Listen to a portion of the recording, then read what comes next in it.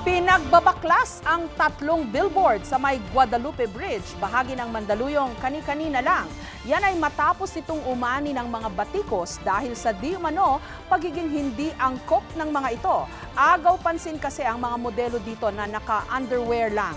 At live mula sa Guadalupe, may report si Claire Delfin. Claire? Jessica, bago mag-alas 4 kaninang hapon ay makikita pa ang 3 naglalakihang billboard dito sa likod ko. Ilang linggo pa lang nakataas ang mga billboard na yan na nagpapakita ng mga lalaking nakasuot lang ng kanilang underwear. Hanggang kanina tinanggal na ang mga ito dahil sa hiling ng Mandaluyong City Hall. Agad daw tumugon ang may-ari ng mga billboard structure na ito sa hiling ni Mandaluyong City Mayor Benhur Abalos. Kung maaari raw tanggalin ang mga billboard ng isang clothing line na nagtatampok sa mga miyembro ng Philippine Rugby Football Union na kilala rin bilang Philippine Volcanoes sa Guadalupe Bridge sa bahagi ng Mandaluyong. Marami na raw kasing natatanggap na reklamo si Abalos tungkol sa umano'y offensive na billboards. Isa na nga raw sa mga nag-text sa kanya si Valenzuela City Mayor Sherwin Gatchalian na tinakpan pa raw ang mga mata ng kanyang mga pamangking babae nang dumaan sila rito sa EDSA at nakita ang mga billboard. I'm not popish than the Pope. I'm not a very conservative, I'm a very liberal person. Pero once may mga reklamong ganito, no, dapat aksyon ng kagad. I've approached them at sinabi ko nga na hanggat maaari, baka maaari lang, reviewin nyo. At kung nakikita nyo at napapansin nyo, tanggalin nyo na. Ayon pa kay Abalos, agaw pansin daw ang mga billboard dahil sa dambuhala ang mga ito at magkakatabi. Tila nang hihinayang naman si Alvin San Diego, Pangulo ng Philippine Rugby Football Union. Kasama raw ang mga billboard sa mga ad campaign para maipromote ang sports na rugby sa bansa. Sana raw sa ganitong paraan ito tiningnan ang mga billboard.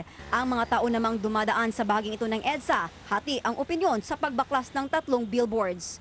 Hindi naman po masyado malaswa kasi ang pinaproduct naman siguro nila underwear. Dapat yung mga nilalagay po nila sa billboard is yung mga kahit pa paano may aral, may ano din po na nakikita doon sa billboard.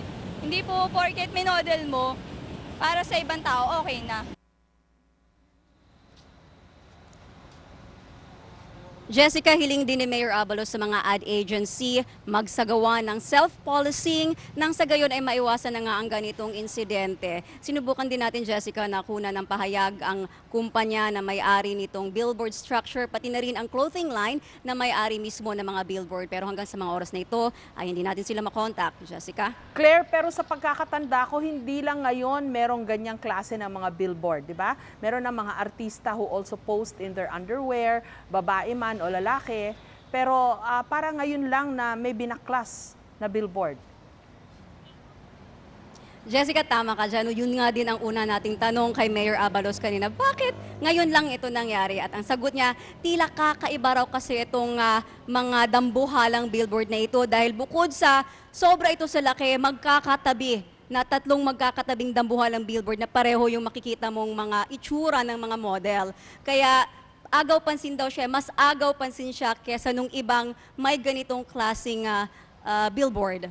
Okay, so Jessica, kung walang magrereklamo, hindi aaksyonan, ganon. Kahit similar billboard or is it the number of men who were standing side by side in their underwear that was offensive? Kasi parang hindi malinaw yung prinsipyo behind this move, no? Claire?